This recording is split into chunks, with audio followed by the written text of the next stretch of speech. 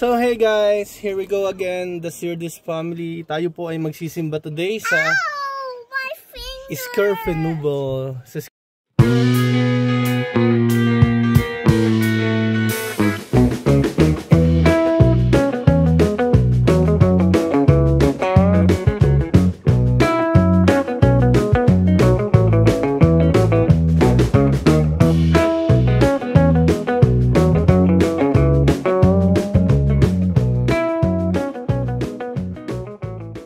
Dito na nga uli kami sa Escurpenubel.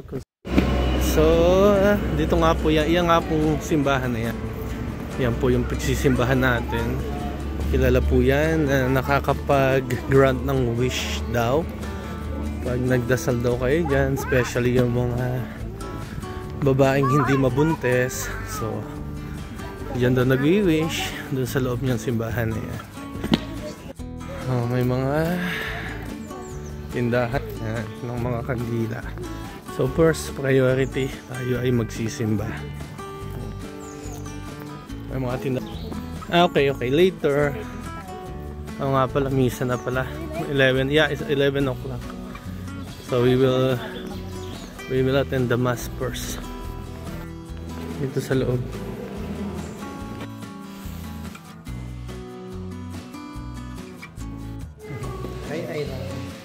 So, natapos na po yung misa.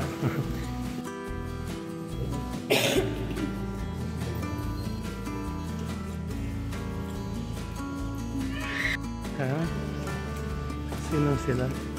Sila pa. Pero mamaya pa yung alas 12. Ay, come on. Hello. So, dito po makikita yung golden rose. Yan. Big. Ganda na big. So dito na nag-wish sa golden ano.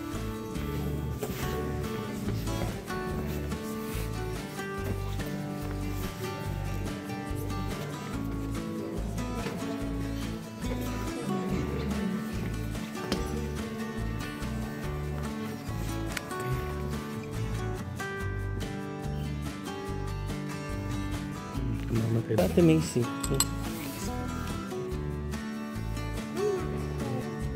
Okay. We pray. Okay. Sabi daw nila 3 beses iikot dito. Sige ma'am, ikaw na lang. Ayaw sumama. Ano ba yung ginagawa?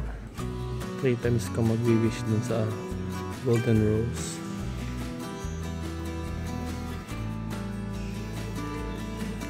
Tapos well actually so yan nga po ang ginagawa ni Mami. 3 times lang umiikot.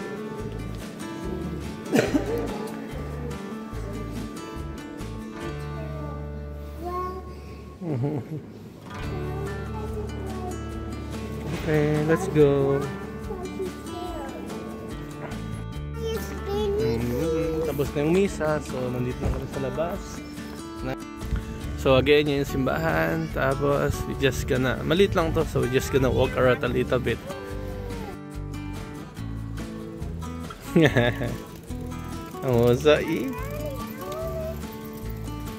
So ayan, naglalakad-lakad lang kami dito. Ikot lang kami saglit.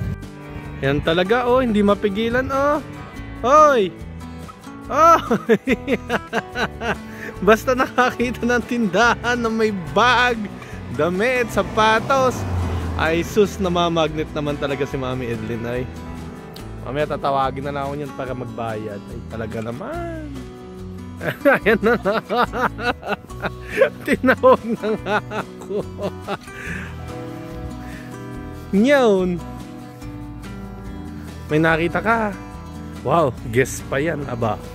So cute. Magkano?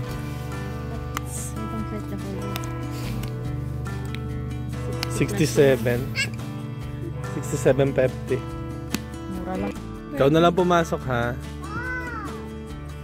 We can sit down, Macy. So dito lang kami nakatambay ni Ate Macy habang naniningin lang si Mami sa loob. Iwas gastos. It's like when we're in Germany, ha, Macy? The two of them inside the shopping And we are outside. Because we don't want to do shopping. We don't like to look around. Huh? Okay. Oh, let's just drink coffee. At syempre, nanalo din si Kulit. Nabili din niya yung gusto niya. Kahit anong pigil ko. Ay sus. And you still win. You still get what you want, ha? Wait, Arla. Go there. Alright. Walang straw. So, andito kami. Magko-coffee lang kami. Ka-order daw ng croquette si Macy. Ayla. You want pan-cook of croque monsieur? Cappuccino. Si Mami ay regular coffee lang. So yung dalawang bata ay kakain. Ito ay typical na binibigay pag nagkakape ka dito sa Europe. Tawag dito ay speculoos. Masarap tong kombinasyon ng kape. So ganyan nga itsura niya. Para siyang graham na hindi naman. So normally sasawaw natin yan sa kape.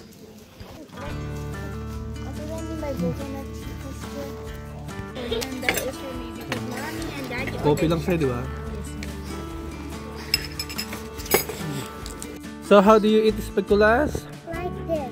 You dipped it also. Not always, but yeah, that's how. But you need to dip it one time and then you eat halamal, all of it. Siyempre, yan na ang kanilang junk foods. Chicken nuggets and croquette. For the dino footprint. Put croquette karne yan kay Macy. Happy? I got the biggest. Oh no, Macy. She's eating it good. Is it warm? Go to school. Why not? Your friend miss you. Well, tomorrow I will be sick. No, you're not gonna be sick tomorrow. Kulit mo ah. Oo, ano mo na. Wala pala ako ano kanina kaya hindi Tomorrow I will be sick. Manang-mana talaga sa akin. Nalito. Sabi mo from tomorrow there's and from tomorrow she will get sick. What did you say? Tomorrow you're gonna be sick? How do you know that you're gonna be sick?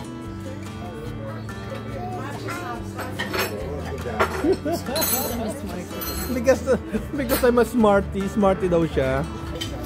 No, but your teacher miss you already. So, today is the last day ng spring break. So, bukas back to school na sila. May kwento nga tong simbahan na to sa amin. So, si Mrs. 4 years ago, nakitaan siya ng brain tumor. Tapos bago yung operation, talagang nagsimba kami dito for safe operation. And kasi nga medyo delikado yung operation na gagawin sa kanya, kaya talagang nag-wish kami na maging successful. And kita nyo naman, successful naman. Ganyan pa din yung mukha, hindi na bago. Nabago kaya? Nabago ba? Hindi, ganyan pa din. Uy, wala naman. Kasi yung operation na yon, masyado siyang delikado na pwedeng ma-deform yung mukha ng asawa ko. Pero thank God na lang sa skills ng mga doktor, saka sa siguro prayers namin at kung ang pag-wish namin dito, everything went well. Kaya andito pa din siya.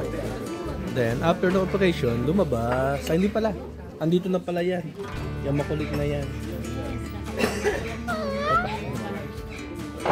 So talagang thankful kami na nakaka-survive kami. Tapos 1 year old pa lang si Ayla. Oo nga. 1 years old pa lang si Ayla nung naoperahan siya. And it took her almost a year.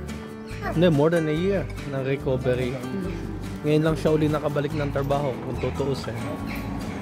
So, kaya thankful kami. Kaya binabalik-balikan namin itong simbahan na ito. Alright, dun sa cafe, dun sa kami kumain. Oh, ngayon, next stop, punta kami sa bahay nila paring JP. Wala lang. Mag-get together lang ulit. Ayan. May simbahan ulit sa likod. Bye-bye! Next time na ulit kami sisimba dito. Let's go! Come on, we walk na.